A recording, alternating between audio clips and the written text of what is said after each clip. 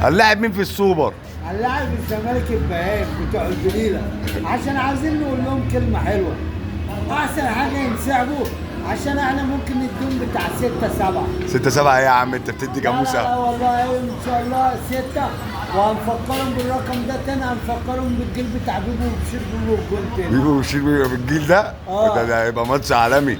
ايوه ده سوبر افريقي مش محلي. لا، ما احنا هنخليها لهم، هتبقى جميله خالص يا بقى. ابن عم انت كده هتخلي الدنيا تولع.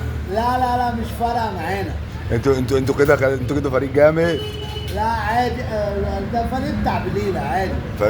انتوا فريق بتاع بليله ولا هم فريق بتاع بليله؟ لا، البوابين بتوع البليله مش بتوع البليله بتوع البليله بتوع البليله. بتوع البليله للابطال. ايوه. احنا نادي القرن ومعروفين احنا مين، واسياد اي حد احنا. بقول لك دايما يقول لك ايه يا عم انت اهلاوي كده وبالبتاع. لا. قول له مين الجون. اما عايز اقول لهم مين الجول. اه.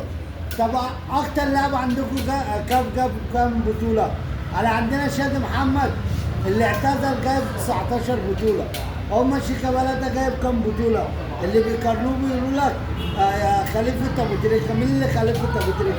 ده ما فيش لاعب عندهم يجيب ابو تريكه ده، ولا لاعب في مصر اصلا يعرف يجيب ابو تريكه. بس كده. لا ابو تريكه ده خط احمر مبدئيا. ايوه. ابو تريكه ده خط ما احمر. احنا عايزين نجيب لعيب. هم بيقولوا لك ابو تريكه، شيكابالا ده خليفته. مين اللي خليفته؟ لا مش خليفته دي. ما فيش لعيب في مصر، انا بقول اهو، ما فيش لعيب في مصر خليفه ابو تريكه. يعني احنا ان شاء الله هنكسبهم في السوبر. وهنكسبهم 6. 6. 6-1. ايوه 6. لا هنكسبهم 3 ستات. 3 ستات.